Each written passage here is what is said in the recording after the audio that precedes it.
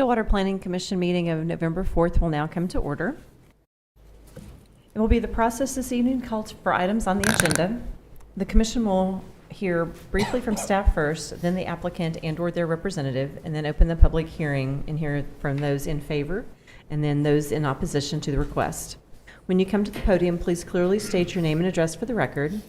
And wanted to let everyone know this evening, each speaker will have 5 minutes to speak, and we request that whatever information you provide, try to make it unique from other speakers. Before closing the public hearing, both the staff, the applicant, and/or their representative will be provided an opportunity to respond to the questions and provide additional information. And after all interested parties have spoken, the public hearing will be closed.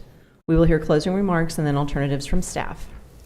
So the first item on the agenda this evening will be under general orders, and we have a final plat, and we will hear from staff.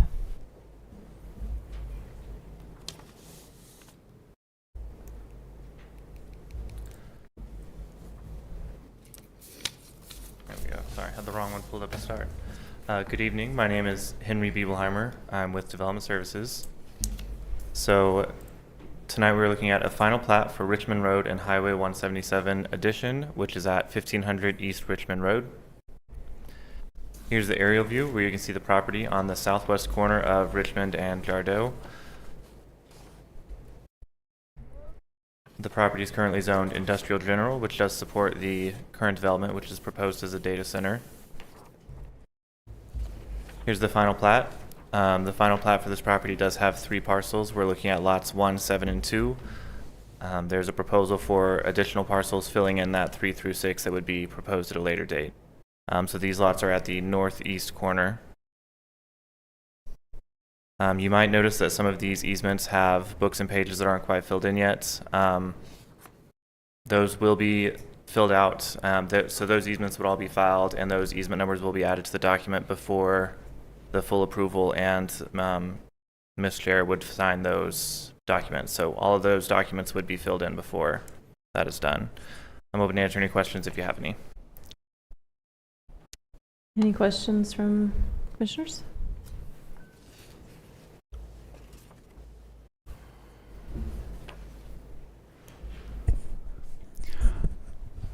I don't know if this directly relates to the plat itself, but I know there's been multiple complaints about road conditions and possible pollution of the pond related to this construction. What's being done to mitigate those complaints? Do you know? I don't. I'm going to pass that one off to David. Good evening, David Barth, Development Services Director. So I'll take your first one regarding Richmond Road, I assume is what you're talking about. Correct. So Richmond Road, the developer is planning to pave that from Perkins Road all the way east to Jardeau, so for the full mile. And I believe construction is scheduled to start on that in the next few months. They've also got some water line improvements to do and some other things like that. But that will be paved. They've been maintaining that road as it has had experienced some damage due to increased traffic and truck traffic. And so the contractor out there has been really great to work with our Public Works Department to go out there and to make some temporary repairs until they can get working on the final construction of that road. Regarding the drainage, earlier on, there's been, they started grading that site, and then we got all of that rain in the spring, and so they, had to go out and kind of prop up their erosion control measures and mitigate those, any, erosion from the site, and I believe that I've not heard of any complaints since. I know we haven't had a lot of rain in the last few months, except for about a week and a half ago, we got some good rains. But I haven't heard anything since then. But yeah, back in the spring, there was some complaints from the Parkview Estates, and specifically, and as far as I'm aware, they've mitigated those concerns. Okay, thank you.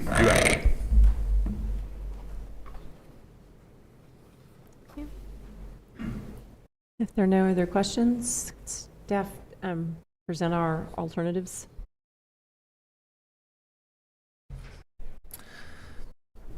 Yes, ma'am. So the staff findings, the proposed final plat meets the subdivision and zoning requirements. The comprehensive plan calls for industrial uses at this location.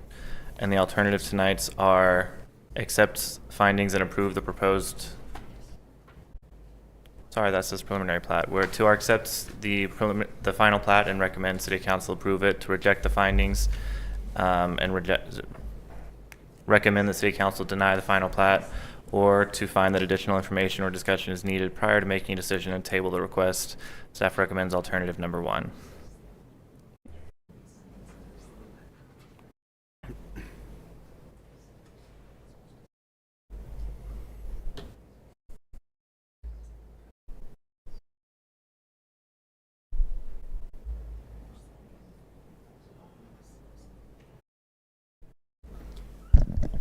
I would motion to accept the findings and approve the proposed preliminary or final plat as presented.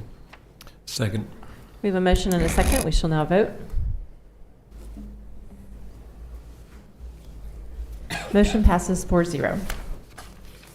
Next item on the agenda is review and discussion regarding approval of the Planning Commission 2026 meeting schedule.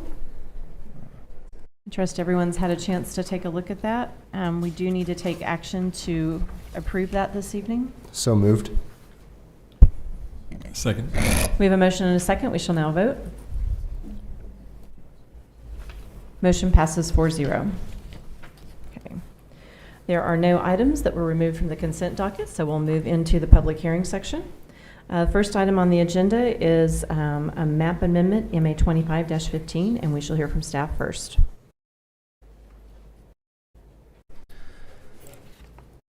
Yes, ma'am. So this is a map amendment for 711 South Ramsey Street. This is to rezone the property from small lot single family residential, or RSS, to 2-family and multifamily residential, RTM. Here's an aerial view of the property where you can see it on the east side of Ramsey between 8th and 9th. The property, as you can kind of see in this aerial, had a single family house on it. It has been torn down now and is currently vacant, as you can see in this property. This is taken at the corner of 8th and Ramsey looking towards the development.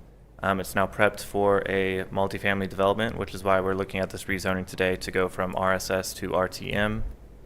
Here's the zoning map where you can see the existing property is RSS. To the north, east, and south, we have RTM, or 2-family multifamily residential. On the west side of Ramsey, we do have RSS, small lot single family residential. The future land use map does call for high density residential at this location. So this proposed rezoning does align with the future land use map and the comprehensive plan. I'm open to answer any questions if you have any. Any questions for staff? Okay, all right. At this time, we'd offer an opportunity for the applicant or their representative to come forward.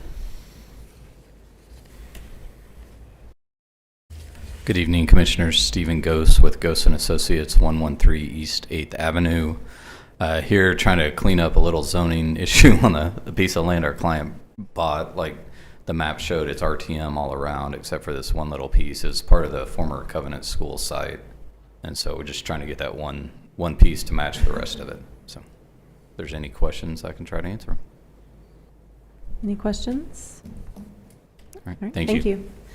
At this time, we'd open the public hearing and ask if there's anyone in the audience this evening that would like to speak in favor of this item to please come forward. Seeing none, we'll ask if there's anyone in the audience this evening that would like to speak in opposition of this item. Seeing none, we'll close the public hearing and hear findings and alternatives from staff. Yes, ma'am. So the proposed map amendment aligns with the future land use map and the comprehensive plan. The proposed rezoning to RTM aligns with the zoning districts to the north, south, and east. So the alternatives tonight are to accept, deny, or table the request. Staff recommends alternative number 1, which is to accept findings and recommend that City Council approve the proposed map amendment as presented. Thank you. I move we accept the findings, recommend the City Council approve the map amendment as presented. Second the motion. We have a motion and a second. We shall now vote. Motion passes 4-0. Next item on the agenda is a request for a map amendment, MA 25-13, and we shall hear from staff. Yes, ma'am. This is a proposed map amendment for 998 South Murphy Street. This is to rezone a subject property from RSS, or small lot single family residential and commercial general, to commercial general. Here's an aerial view of the subject property. You can see 6th along the northern edge of your screen. This is just south of the Walmart on the west side of town. So you have Murphy Street coming down, and then you have the subject property outlined in pink. Just to the north of the property, you can see the existing hotel, and to the west we have multifamily. So here's a street view of the property. This is on Murphy Street, looking kind of northwest of the subject property. You can see the existing hotel there on the right side of the picture, and then the rest of the pictures, some of the existing multifamily development in the area. And you can also kind of see that pond right there, which is adjacent to the site. So here's a PUD, which I know you can't read very well. This was approved in 2007, and this is just to explain how we got to the scenario where we are, where this property is zoned RSS, or small lot single family residential. So I'm going to turn on my pointer here and just point to a few things just to make this make sense. So here's the site where there's the proposed, it says proposed hotel that has been built and is existing. This is a proposed future apartment development. So this is the multifamily development that has since been developed based on this PUD. This is a proposed park to support the residential development. So you have the multifamily here, the single family along the south, all of which has been built similar to this. It was changed with different PUDs throughout time, but that's how we got to this existing RSS, which was under this PUD in 2007. There was a new PUD that was a preliminary PUD that was approved in 2011, which proposed a commercial or restaurant use at this property. That PUD was never finalized. There was not a final PUD for that property, so it never changed that zoning or those allowed uses. So it's still this existing PUD from where it was proposed to be a park to support that residential. So yeah, that's how we got to where we are today. As a part of that PUD process, there was a PUD, or plan unit development amendment, that was submitted to remove this property from the PUD and rezone it commercial general to align with those commercial uses that were proposed in the 2011 preliminary plat. So that just gives all the context of how we got to where we are. Here's the zoning map where you can see the existing zoning on the property, which is RSS. On the very northern edge of that property, along that property boundary with the hotel, you have some CG or commercial general. So this is also cleaning that up. The future land use map does call for commercial at this property, so rezoning it to commercial general does align with the future land use map in the comprehensive plan. I'm open to answer any questions if you have any. Any questions for staff? Thank you. You have an opportunity this evening for the owner or representative to come forward. I think we have one. No. Okay. So we'll open the public hearing and ask if there's anyone in the audience who would like to speak in favor of this request to please come forward. Seeing none, I'll ask if there's anyone in the audience this evening that would like to speak in opposition of this item. Seeing none, we'll close the public hearing and hear findings and alternatives from staff. Yes, ma'am. The proposed map amendment aligns with the future land use map in the comprehensive plan. The proposed rezoning to CG aligns with the commercial uses proposed by the preliminary PUD, which was approved in 2011 on this property, and the properties to the north and east of the property are zoned CG PUD with that original PUD. So the alternatives, once again, are to accept, deny, or table the request. Staff recommends alternative number 1, which is to accept findings and recommend that the City Council approve the proposed map amendment as presented. Thank you.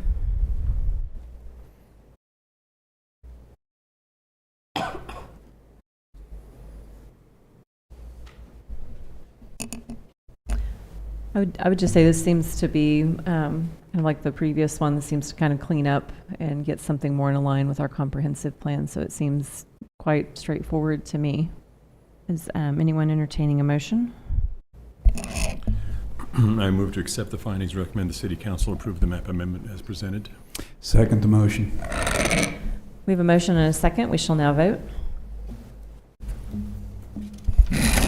Motion passes 4-0. Next item on the agenda is a map amendment, MA 25-12, and we shall hear from staff first. Yes, ma'am. This is a proposed map amendment for 802 Southwestern Road. This is a proposal to rezone from small lot single-family residential, or RSS, to office, or O. Here's an aerial of the property where, once again, you can see 6th across the top of the screen. So you're south of 6th on the west side of the Western. So you're on the southwest corner of 8th and Western. As you can see, the property is currently vacant. Here's the street view looking Western, looking west. This is from Western looking west. And you can see 8th going on the right side of your screen there. Here's a zoning map where you can see the existing zoning of RSS, or small lot single family residential. And that's surrounded by RSS, or small lot single family residential.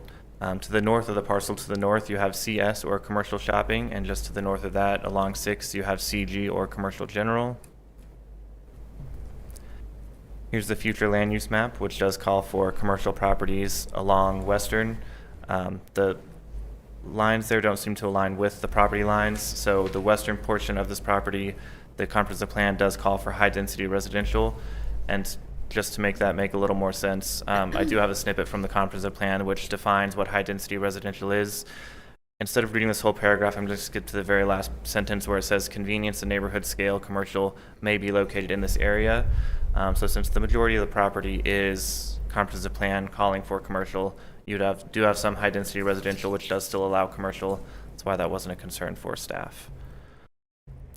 So here's a conceptual exhibit that was submitted that shows a proposed single-story office with parking on the rear. North on this would be up, so you have Western along the right side of the screen, and then parking would be off of Western, off of 8th.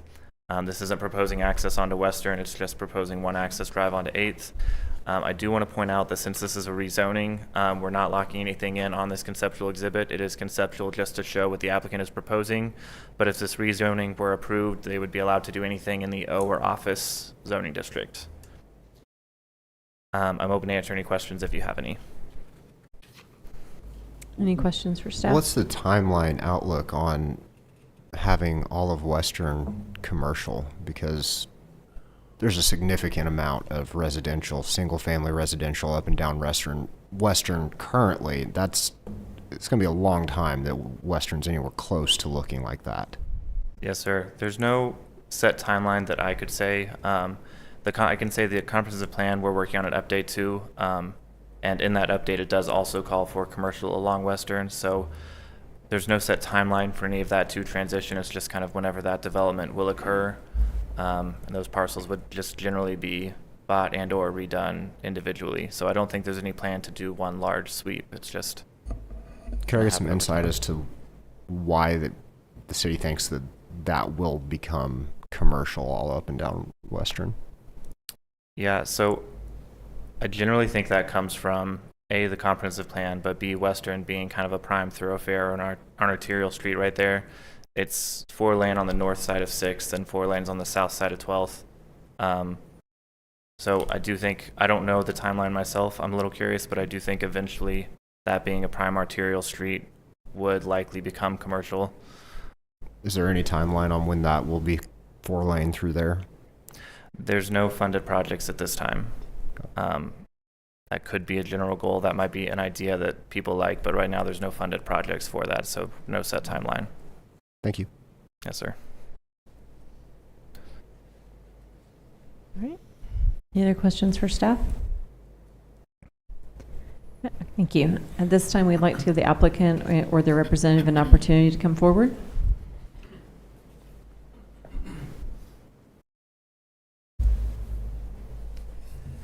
Good evening again, Commissioner Stephen Gose with Gose and Associates. Here on behalf of our client Alora, who's also here, and they'll speak after me, seeking amendment, the map amendment for this rezoning. There was Henry covered the current comprehensive plan. The future comprehensive plan that's in the works right now also calls for this area to be neighborhood commercial instead of just blanket commercial all the way along 8th over to Devon, with the remainder of that neighborhood in that area to be the smaller lot, lower density single family as opposed to the high density residential on the current comp plan. Our client had been looking all over town for land. This was available. They know it has to be rezoned, so that's why we're here. They're looking to do a medical office building on the site, which could provide a somewhat of a good buffer between Western and the neighborhood to the west. There were some concerns. We got some of the same letters you all did. We've seen them with concerns from the neighborhood. A lot of those have to do with the design, final design that will be handled by staff through the process and making sure the site meets code with regard to setbacks, drainage, access, and things like that. There was one concern with the property owner list that was prepared in accordance with section 2358C of the code, measuring from the edge of the parcel exclusive of rights of way. So I think that's why there was a few properties that a few years ago when this was up for consideration got notices and this time didn't. The office, they're asking for office as opposed to commercial shopping, which is to the north, because there's a lot fewer uses allowed within that would be more neighborhood scale, in our opinion. And again, I think the rest of those we'll just leave time for the neighbors to voice their concerns and comments, and we can come back up and try to address those as they're appropriate. So, thank you. Thank you.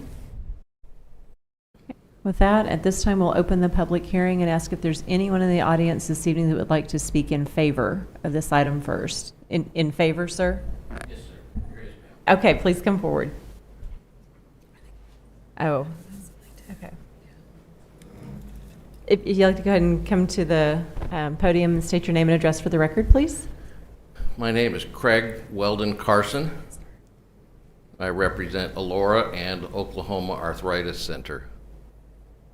So, Planning Commission, the neighbors and citizens, thank you for giving me a chance to tell my Stillwater story.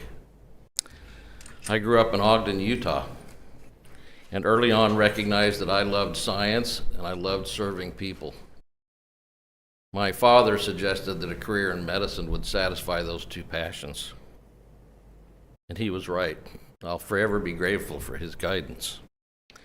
I love the practice of medicine, and I love practicing medicine. I love building medical clinics and serving patients. My personal goal is to provide arthritis care within 2 weeks of when a patient gets sick. If you wake up and you can't move, you shouldn't have to wait 8 months. When I started, I thought the 8-month wait time was just because I was such a good doctor. That's a pretty conceited view. I attended college in Ogden, Utah, and medical school in Salt Lake City. Penny and I married in college and had our 2 children during medical school. One Sunday night, we were watching a PBS television program, and we watched as people crawled across the street to go to Mayo Clinic for arthritis care. And Penny said, "That's where you need to go." She called him the next day and got me in. And Mayo was everything I had hoped it would be. At Mayo, I learned you put the patient first above all else. We came to Oklahoma originally to do biomedical research. I worked at the Oklahoma Medical Research Foundation for 3 years. I thought the cure to arthritis was just a step away. I really did. We did come up with some very powerful tools to help patients with arthritis, now called biologics. And I'm sure anybody who's suffered from or knows anybody with arthritis recognizes the word biologic. I was grateful to have had a part in that. We started Oklahoma Arthritis Center January 1 of 2000 because our children wanted to graduate from school here. For over 10 years, we attended church in Stillwater. Oklahoma is now our home, and my mission is to provide arthritis care. Oklahoma Arthritis Center grew quickly. One day, talking about why come to Stillwater, a very good friend asked me that if I really loved patients and wanted to provide good care, why was I making them wait 8 months to be seen? And if I really loved my patients as I said I did, why was I making them travel over an hour the care they needed, the care that Mayo taught me how to provide. Those two piercing questions stirred my soul.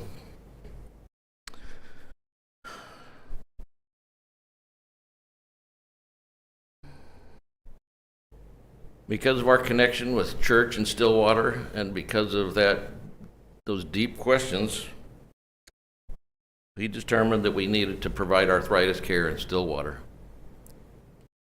Part of my model is to work with nurse practitioners and physician assistants, and if they don't know what to do, I'm there for them. We found the perfect provider and office manager and began hiring office staff. But we could not find a suitable location. It took over a year to find our current home in Dr. Schussler's dental building on 6th Street. We've now been in Stillwater for 4 years. We have 3 providers, 10 support staff. In total, 15 Stillwater families rely on Oklahoma Arthritis Center. Everyone loves providing excellent arthritis care, just like Mayo taught me. Our 5-year lease expires next October, and I am not optimistic that our new landlord will allow us to extend.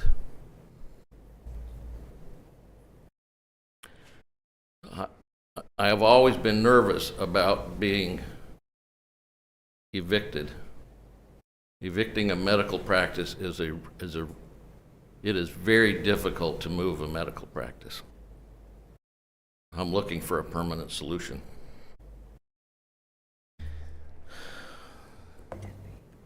To me, it's really important to stay in the heart of the medical community. We rely heavily on other offices and providers on 6th and 12th Street for support care.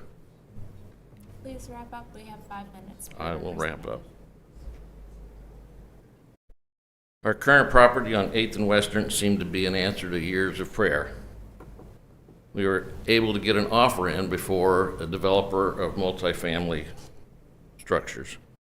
We are committed to providing rheumatology care in Oklahoma and hope you will support us. We want to be good neighbors. We want to contribute to the community. Thank you. Thank you, sir. At this time, I'll ask if there's anyone else in the audience that would like to speak in favor of this item.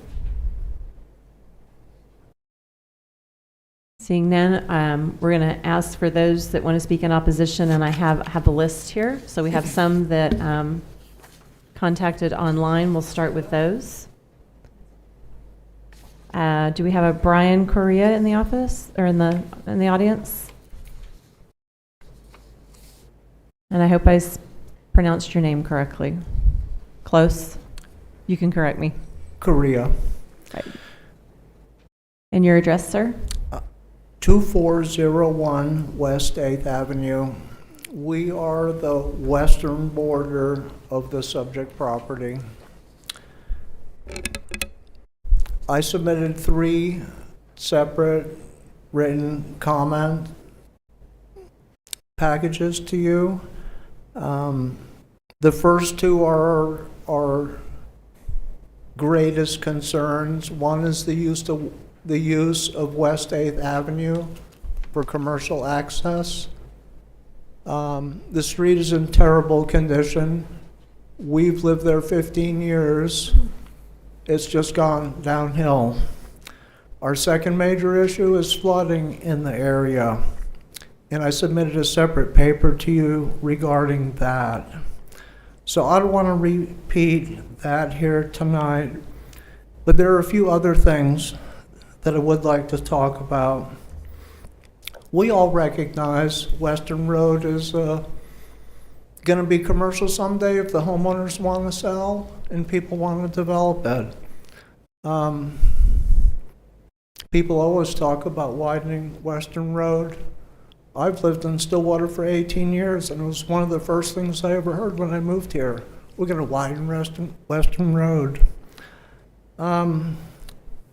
So anyways, in the comments, I said that this was our second go-round on this particular property, but the property just north of it, between it in the Wicklow Professional Center has also been the subject of rezoning attempts, and that occurred in 2015.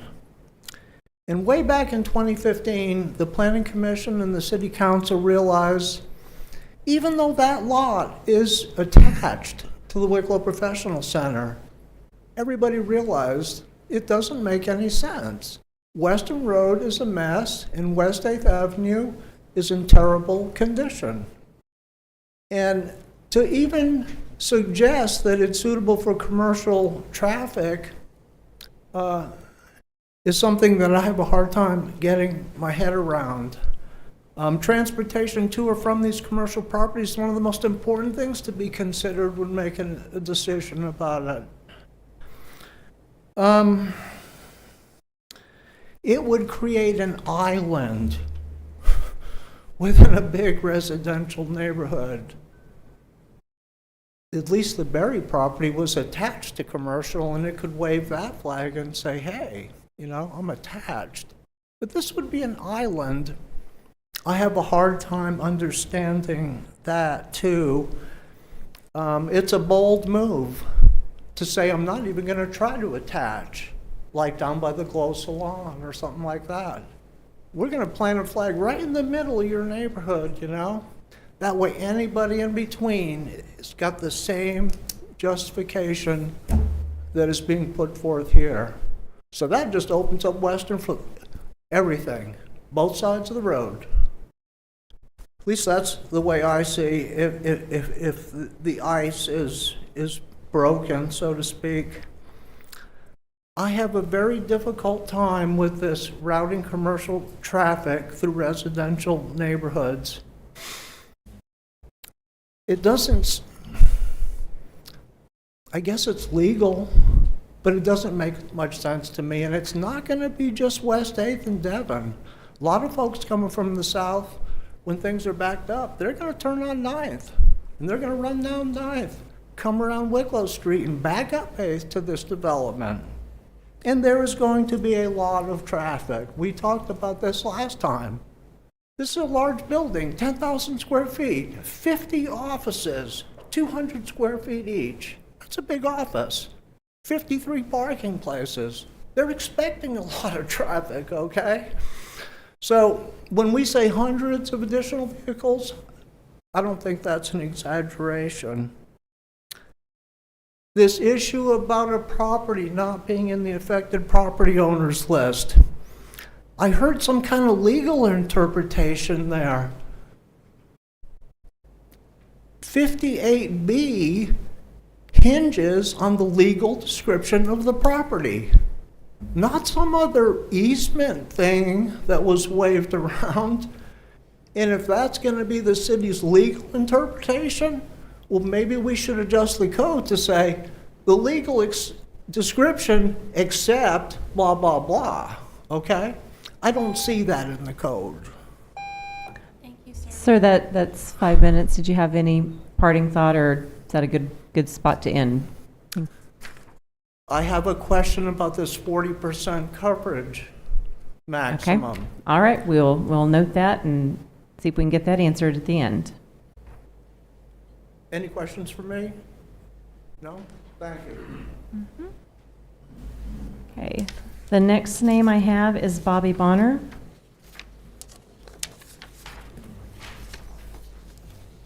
Hello, my name is Bobby Bonner. I live at 801 Wicklow Street. Excuse me. MA 25-12 is not as much of a proposal to commercialize Western as it is a plan to commercialize 8th Avenue, a single lane, poorly maintained residential street with numerous blind spots. 8th Avenue is merely 17 feet wide in front of our house. Two cars cannot safely pass by each other. 8th already suffers from heavy high-speed cut-through traffic from commercial property on Devon and 6th, and others avoiding the crowded intersection at 6th and Western. The C3 plan says that on local streets like 8th, quote, through traffic and excessive speed should be discouraged, end quote. Commercializing 8th is in direct opposition to this goal and cannot be done safely without major changes to 8th Avenue and the properties on it. The crowded intersection at 6th and Western backs up traffic all the way to 12th Avenue at peak times of the day. It is already difficult for residents to turn off 8th onto Western, and the addition of cut-through traffic only intensifies this problem. Just a few weeks ago, we witnessed a wreck at 9th and Western from a car who could not safely merge into traffic. It is clear from previous hearings concerning that the commercial driveways will enter and exit on 8th Avenue. That same traffic will no doubt attempt to turn onto Western from 8th, leading to the type of hazardous congestion the C3 plan clearly seeks to avoid. We cannot urge you enough to consider the enhanced flooding risks that commercial property would bring to our community. Please consider the safety of our homes, their continued value, and the people who live in them. During the flooding of 2019, our property sustained tremendous water damage. Our neighbors were rescued by boat, you saw that on the news, and it took years and more resources than we personally had to overcome the damage to our home. I know many of our neighbors face similar challenges and more. Even in normal downpours, 8th Avenue experiences localized flooding. The introduction of more impervious surfaces from commercialization, where grassy lawns once resided, would endanger the lives and property of residents already living in this floodplain. Stillwater is in short supply of affordable housing in vibrant and established family neighborhoods like ours that are a desirable elementary district and close to workplaces like OSU and the hospital. The C3 plan proclaims that the city should, quote, maintain the established character of existing neighborhoods, end quote. Commercial property extending into our community severs our residential blocks from the larger original neighborhood, essentially cutting us off from important community resources like Myers Park and Westwood Grade School. This will cause decline in our area and interfere with the walkability of our neighborhood, creating a traffic vein dangerous to our children who walk to parks, schools, and neighbors' houses. We have a young child at home who plays outside. We feel adamantly that commercial properties sharing the same street as our home, where no sidewalks are present on a 17-foot wide street, is not in the best interest of our child's safety and well-being. Commercializing Western and bringing more traffic and air pollution to the area surrounding Westwood Elementary compromises the ability of our children to walk to school safely or even to play freely in their own neighborhood. So in answer to some of the stuff we saw today, the proposed map, if you look back at that, what they showed, it goes past the line of the commercial into the neighborhood. That's our neighborhood, goes past the proposed. And then the first map, you can see that there is, in fact, commercial north of us, nothing to the south. Let's not start that process. We can stop it right now. If they do the 4 lanes, right, going down Western, it will cut into the property you're trying to change right now, okay? And then I believe it's Dr. Carson. Love what you do, sir, really do. I have several family members with arthritis. I noticed you didn't say your address. Do you want to build one of your buildings, a commercial building, on your address? I know I do not. We do not. Sir, you need to direct all your questions. I'm so sorry. To the commission. Sorry Thank about you. that. Nothing against you, sir. My wife has arthritis. We can drive. We can drive to a place to go get it. There's tons of open commercial buildings. We've been taking photos of them all around Stillwater. Let's not change our neighborhood. Thank you for your time. Thank you. Next name I have on the list is Steve Trompler.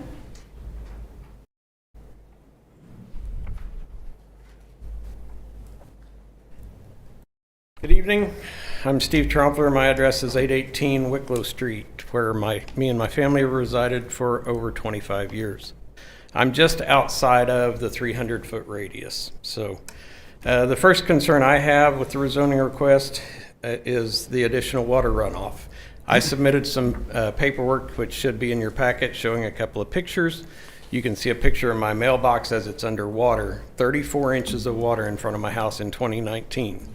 And then there's a picture of it on a clear day, so you can tell the difference. We can't take any more water in our area, and that lot is going to drain down 8th Street towards my property, down Wicklow Street in front of my house. My second concern, as Brian mentioned, 8th Street is not built to city standards. There should also be pictures in your packet of 2 vehicles that can't pass each other on the road. As I was coming here tonight, I turned off of Wicklow onto 8th, had to pull off in front of Bobby's house, barely missing his trash cans, so that another car that was coming at a fairly good clip could pass me before I could continue down the road. It's not a dedicated city street, as I understand it, never has been. We do appreciate these rezoning requests every few years because the city comes in and makes the road real nice for you guys to come drive by and see the lot and all that. The last time it was addressed was 2019, and now again, it's pretty nice. They filled in all the potholes and stuff, so that's pretty handy. In 2021, in a 2021 rezoning effort for this property as well as the property to the north, one thing the Planning Commission discussed was the importance of walkability of our neighborhood. And I would argue we already have that. Within a short 1/2 mile walking distance of my residence, we have 52 businesses. Everything from groceries to medical offices to gas station to animal care to auto care to insurance agencies, dry cleaners, you name it. I could go down the list. But within a 1/2 mile radius, we have all of that.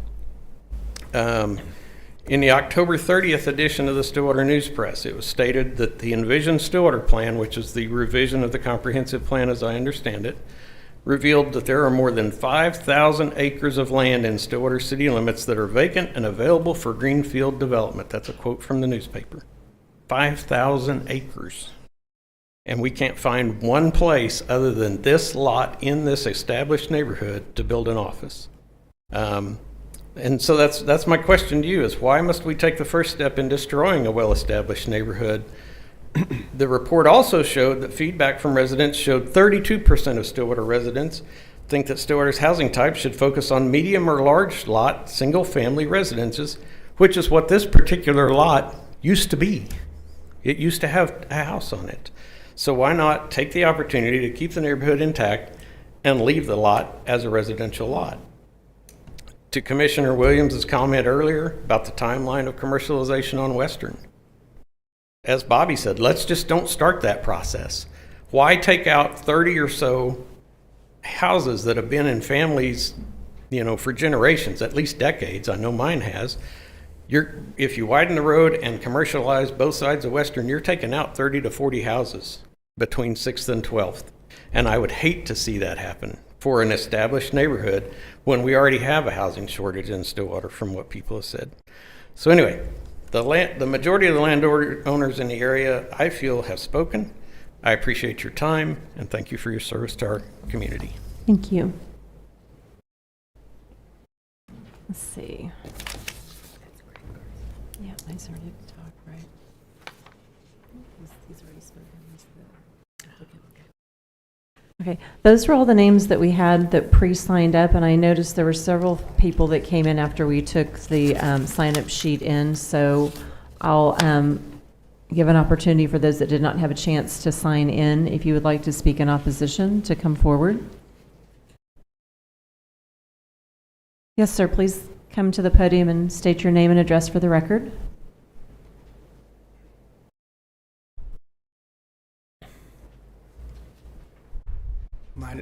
My name is Bob Hallraw. I've been a resident of Stillwater since 1970, so that puts me here about 55 years if I added right. I won't bore the rest of the crowd with my family history or any of that. My opposition to this whole idea is that you've got a traffic problem here that you need to solve before you do anything. All you have to do is drive down Western or 6th somewhere between 7:30 and 9:30 every morning, and somewhere between 4:30 and 6 o'clock every evening, and it's just chaos. We've got Stillwater Middle School on the southwest side of town. We've got the Stillwater Junior High on the northeast side of town. And all of those kids and families are going back and forth, and of course, the main intersection is 6th and Western. There doesn't need to have any more businesses, anything other than family development there to replace houses that have been vacated or moved out, destroyed. So my thing would be a traffic problem. There's talk about, and I get very emotional about this because I've been here so long, there's talk about 6th Street being widened to 2 lanes. Well, the last thing that we've heard there in the Westwood area, and I didn't tell my address, 2218 West 5th. They're going to widen that, but that's been delayed since 2031. Now, someone my age may not even be here by then anyway, but we do care. So let's stop this now and think it over before we go any further. Thank you. Thank you. Is there anyone else in the audience this evening that would like to speak in opposition? Sure.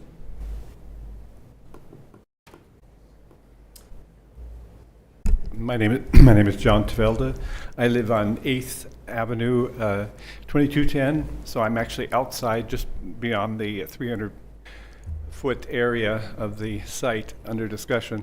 But the only point I really want to make, besides agreeing with all the points that have been made already, I think they are excellent points, and I really have no corrections that I'd like to make to anything that's been said. All very fine. One more point would be that related to walkability. People that live in my area like to walk across Western to go to Brahms and all those other businesses on the other side of Western. And getting across Western by foot right now is really difficult during the times that were mentioned and almost any time of day. So I think in order to maintain the walkability of the area, we should not have any more commercial development. Thank you. Thank you. Anyone else like to speak in opposition? Yes, please.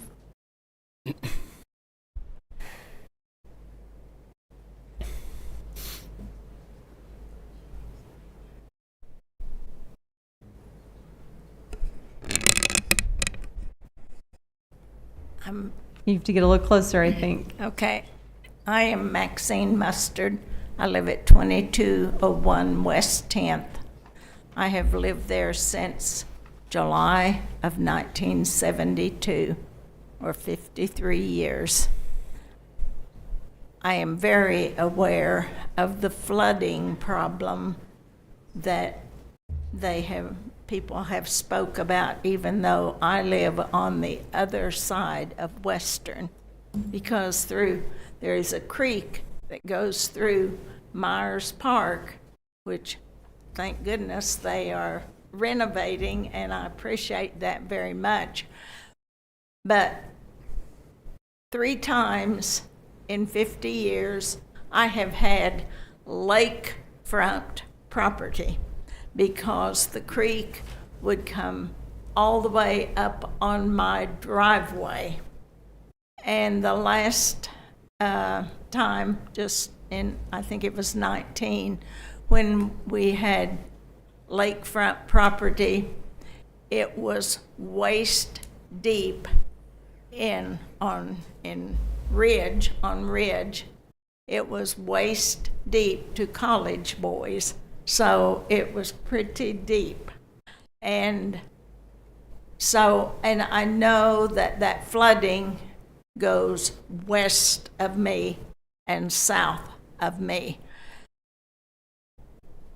If we're going to develop that land there any further,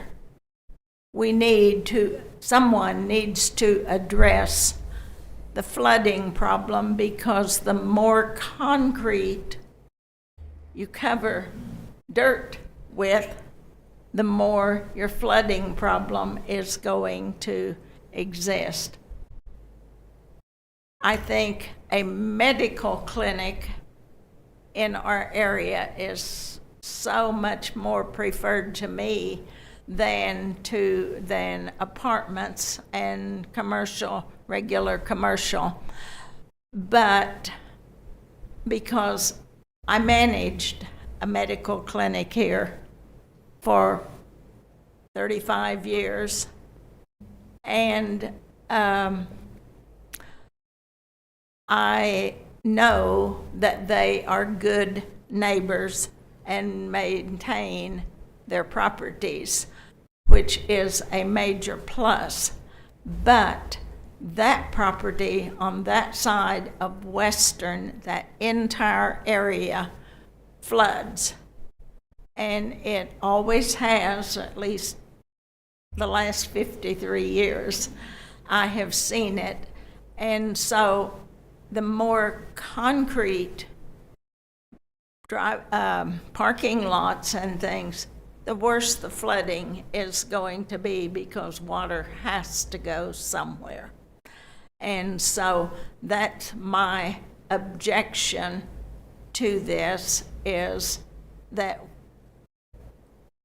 if the city wants to develop that more for commercial, they need to address the Stillwater Creek flooding problem first.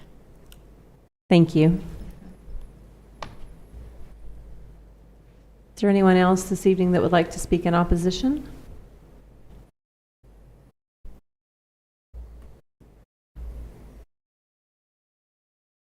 Okay. All right. Okay, so seeing none, back up or close it. Okay. I'd like to give the applicant and the representative an opportunity to address the questions that have been raised.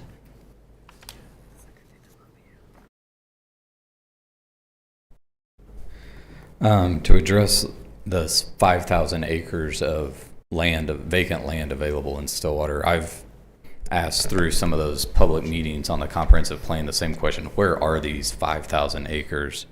As my client mentioned, he's been looking for 4 years for a piece of property that would fit their needs, and this is one of the few that have been available. So, I mean, he's been trying. He's looked at those 5,000 acres and trying to figure it out.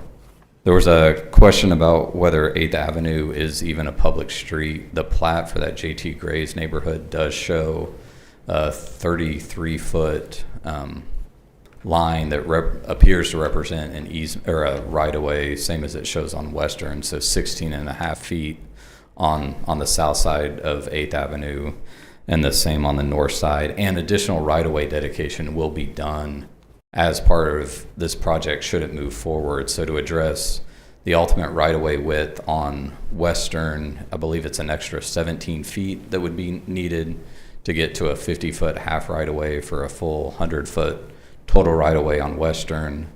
And on 8th, it's another 7.5 feet or something to get to a 25 or 30-foot half right-of-way. So the plan that was presented tonight does have those right-of-way dedications accounted for, so nothing would have to be dedicated or moved in the future should it move forward.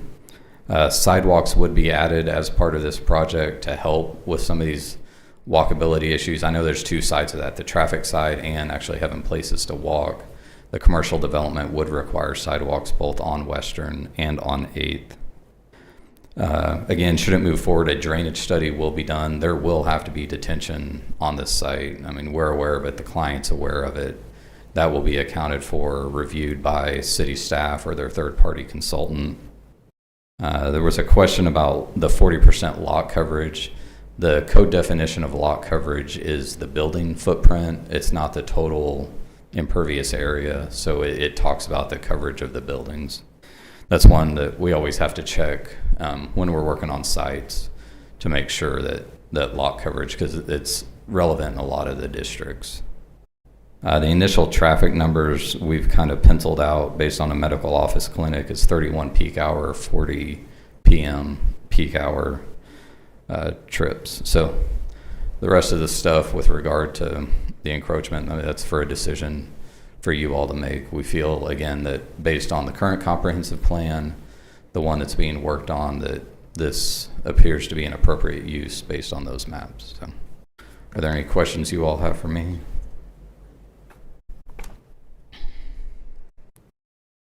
All right, thank you. Didn't see any, thank you.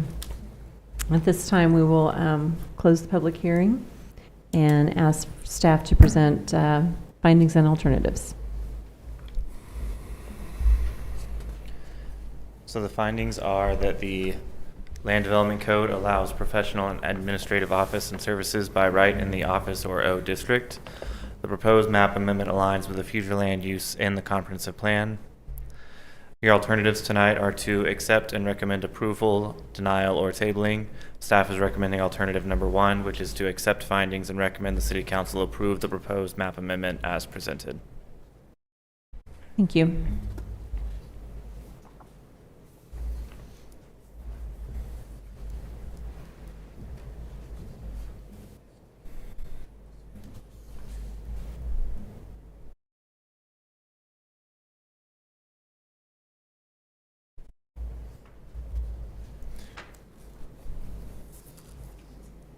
Jana, you said you were part of Planning Commission when this was brought up in 2021. Could you give me a little bit of insight as to kind of the decision that you guys came to then to not?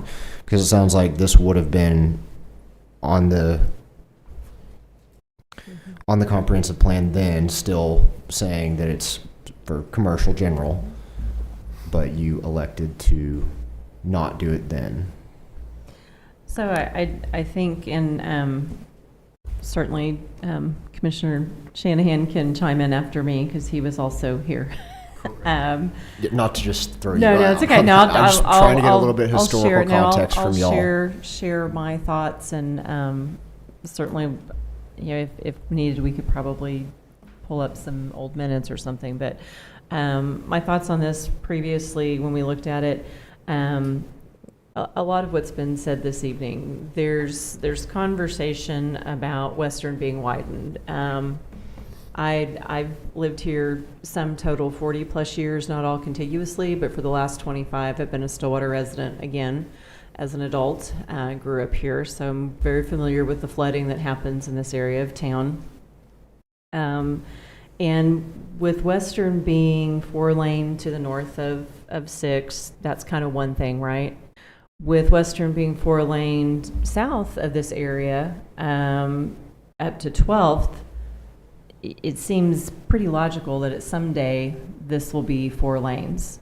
And I think, to kind of sum everything up that's been discussed this evening, walkability and such, that in 2021, that was not someday.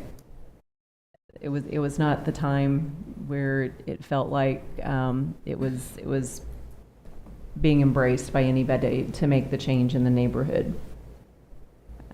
And I do really appreciate all of the citizens in the neighborhoods really doing your homework. You guys have really done a lot. And I think it's helpful to kind of take that look at how many businesses are walkable in the area. So I think 52 is the number I wrote down this evening, is what was stated, was 52 businesses within a half-mile radius. That's wonderful. That's incredibly walkable, and I think that's one of those things that I look at. And how do you improve quality of life in an area? Is how walkable is it? Can you really live your life in a small condensed area and not spend a lot of time in the car? Are you interacting with other people? Are you getting out? Are you walking? Is that a healthy thing for yourself and for your neighborhood? You get to know your neighbors that way, right? Because you see their faces. Those are all really positive things. So you can kind of look at that as a double-edged sword in my mind on this. So if there's already businesses in the area, does it make sense to have a few more businesses that would be beneficial? But then it sounds like the neighbors are saying we've got plenty. So that's kind of where we are on that one. But just kind of straying a little bit into some of my thoughts from what's been presented this evening, and I would love to hear thoughts from my fellow Commissioner Shanahan. No, I think you summarized it pretty well. So I won't rewind it. But, and again, we had some discussions back in 21 about the walkability, meaning some mixed-use neighborhoods and having small-scale commercial enterprises be integrated into neighborhoods, and there was that discussion. And I think that a medical office wouldn't be a high-impact item, certainly, but I also think there is a high degree of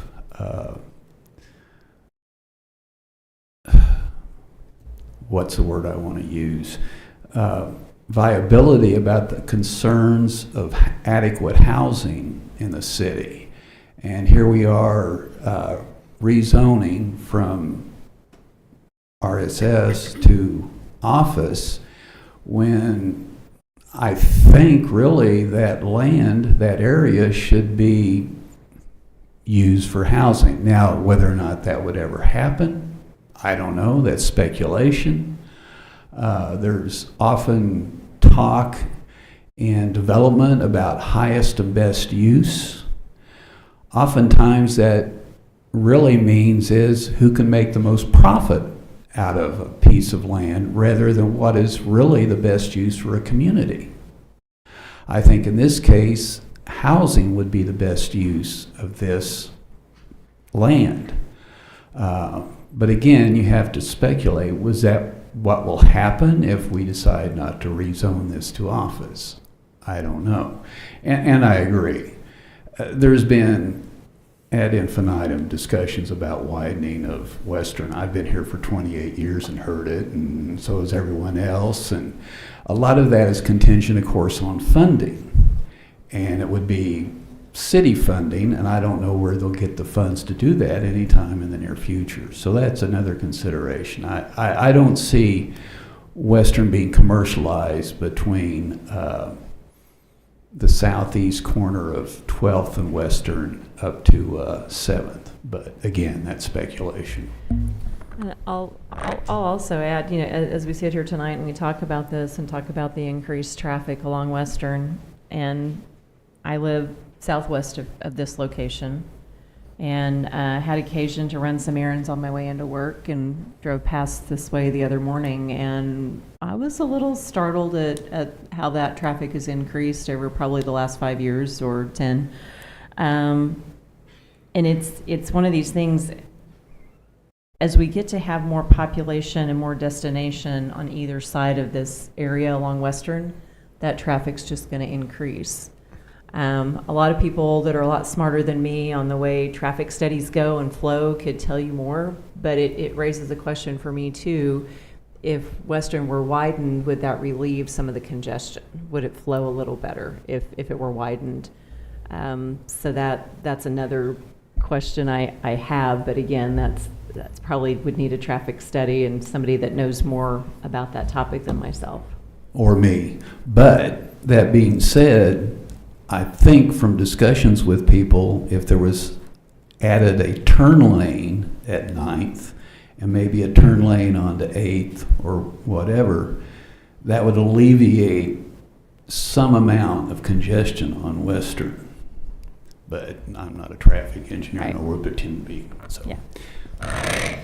So it's interesting. I think one of the other things from past is that past time when we reviewed this in 21 was how far back the zoning was going into the neighborhood.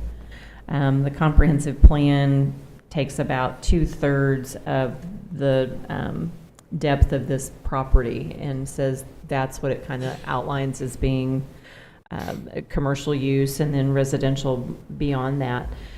You know, I think you would want to have something that would kind of be some of that step down zoning to kind of give you a little bit of a buffer. And I think what was mentioned tonight, and we've seen a lot of this, I think, in Stillwater, is medical offices do tend to provide that. They give kind of that smaller one scale, one story, maybe a more residential kind of feel, and provide that. So in my mind, this seems like a good fit for this area. But again, I fall back to how deep it goes into the neighborhood, and is this really the right time? I think that's what it is for me, is if I can see the grand plan for it to all be zone commercial or office all up and down Western, but the amount of traffic, I mean, Western's chaos on that road right now. Every time, I just don't drive down it because it's always so busy, and it's not, the infrastructure to me doesn't seem to be there to accommodate starting down this road yet.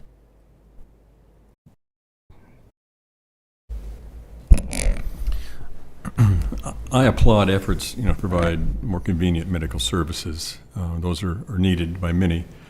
I just think this is the wrong location in a neighborhood. I hope they can find another location, but I think it really impacts the integrity of the neighborhood at this point in time, and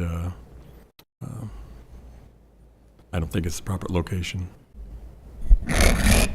So would any other conversation, or here perhaps maybe a motion being formulated? I move that the map amendment is not approved use for the property based on the impacts to the surrounding vicinity and do not recommend that the City Council approve the specific use permit. I believe that is a typo on the staff report. It's not a specific use permit, it's just a straight up amendment. So stated. Thank you. We have a motion. Do we have a second? I second the motion. We have a motion and a second. We shall now vote.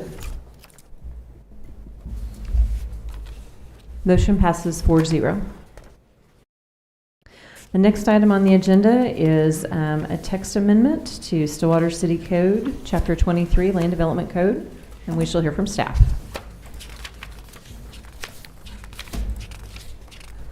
Yes, ma'am. So this is a text amendment to the Land Development Code, specifically for a setback exception with this list of sections that we're changing.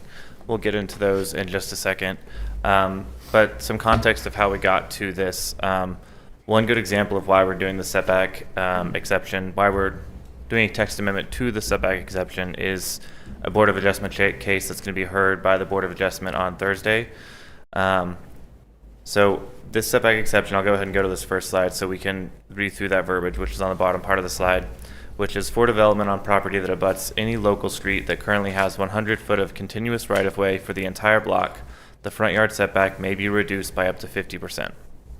So what that means is when there's 100 foot of continuous right-of-way on a local street, where that's relevant is a lot in our downtown area where it's platted with the original City of Stillwater plat. A lot of our local streets, like, the Lowry, the Lewis, the 7th, the 8th, are 100 foot of right-of-way. Now, if you're building a new development and you have a local street, City Code currently requires either 50 or 60 foot of right-of-way. It's 60 foot of right-of-way that can be reduced to 50 if certain easements are given.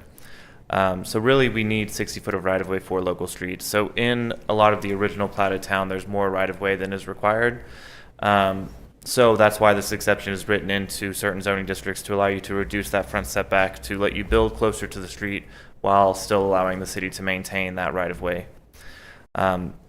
So the example I was pointing to that's going to be a variance heard later this week, assuming that continues, is there's a property that is on the corner of, I want to say 7th and West. Both of those streets have 100 foot of right-of-way. So, and it's in the RSS zoning district, which the list of the zoning districts this is currently in, it is included in RSS. So they would be allowed to use this exception, except on the east side of West and on the north side of 7th, someone has closed 20 foot of right-of-way, which means there's not 100 foot of right-of-way continuous for the entire block. So someone else closing that right-of-way basically has negated the ability of the entire block to use this exception. And we saw that as something we could potentially modify to make this exception a little more applicable. So that's why we're proposing this proposed amendment. So we'll start with on the bottom. Oh, we'll get to the districts in a second. Let's look at the verbiage first. So on the bottom part of the slide, we're proposing that for property that for the full length of the property abuts a local street, and one, the right-of-way has a minimum width of 100 feet, or the center line of the platted right-of-way is a minimum of 50 foot from the property line, the front yard setback may be reduced by up to 50%. So what this does is it limits the scope of the relevant right-of-way to the width of the property, and it allows you to measure from either the full width of the property or from the center line. So that's the one change we're proposing. I'm going to go back to current real quick, just to talk about the zoning districts. Right now, this is allowed in our single-family zoning districts, so our RSL, our RSS, and our two-family districts, our RT. It's also allowed in our mobile home districts, our commercial districts, which are O, CS, CB, and CG, as well as industrial light. A pretty comprehensive list. We've had some projects that are in our multifamily districts that wouldn't be allowed to have this setback exception. And we read through old records and we weren't able to come up with a reason of why this exception wasn't included in more zoning districts. So as a part of this text amendment, we're proposing to change the verbiage. We're also proposing to include it into our multifamily districts, which include RTM, RMI, RMU, our high-rise district, industrial, general, and agriculture. So just including it to the rest of the zoning districts as well as updating this verbiage. I would click to the next slide, but I'm open to answer any questions if you have any, and I'll just leave this up there for you to look at.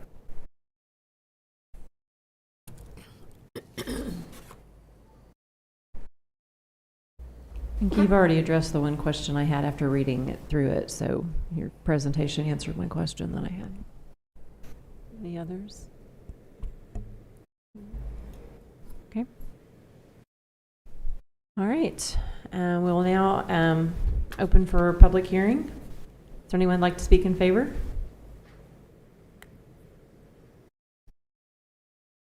Again, Stephen Gose with Gose and Associates. We've worked with staff over the last decade on a number of issues. We've gone to Board of Adjustment for these cases. So as for Board of Adjustment for the setback reduction, it's typically granted. There for a while, there was the option to close the right-of-way, like the example Henry gave on the other side of the streets. Well, now the city's a little less willing just to give right-of-way away. Totally understandable, because especially in these older parts of town, between here and between really downtown and Washington, 12th to 6th, that's where a lot of the original plat is. And so we can't close the right-of-way, and you end up at the same location anyways with a building setback. And that process is a lot more arduous. You got to go to city council, you got to go through district court. Again, just to move a setback, to keep setbacks in general accordance with where the structures in those neighborhoods are today. So instead of sticking them back. So this really helps, I think, alleviate a lot of concerns.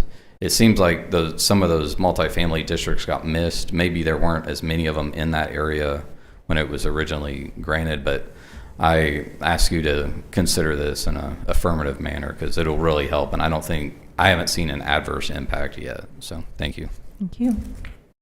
Is anyone else in the audience this evening that would like to speak in favor of this item? Seeing none, is there anyone in the audience this evening that would like to speak in opposition of this item?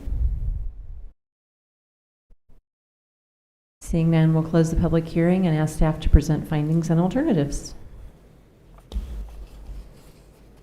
Yes, ma'am. So our findings are that the proposed text amendment updates the verbiage for the exception that allows the front setback to be reduced when the development abuts a local street with 100 foot of right-of-way.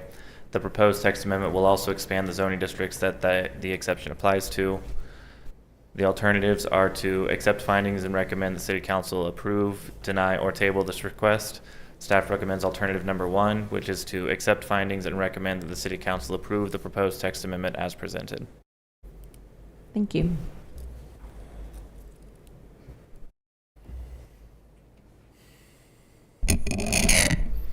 I will move that we accept findings and recommend the City Council approve the proposed text amendments as presented. Second the motion. We have a motion and a second. We shall now vote. Motion passes 4-0. The next item on the agenda is for preliminary plat, and we have a note that the preliminary plat for 2002 East McElroy Road has been withdrawn at the applicant's request. So then we will move to the next portion of the agenda, which is the meeting summary for review of possible action. We have the regular meeting summary from October 21st. Are there any additions or corrections?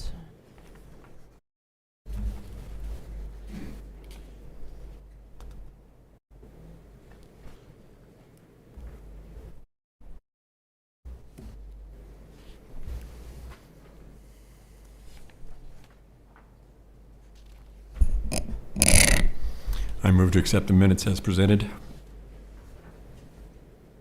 Second. We have a motion and a second. We shall now vote. Motion passes 4-0. The next item on the agenda is miscellaneous items from staff, planning commissioners, or city attorney for discussion and possible action. Do we have anything this evening? No? Okay. Last item on the agenda is adjournment. Do I hear a motion to adjourn? So moved. Second. We have a motion and a second. We shall now vote. Motion passes 4-0. We are now adjourned.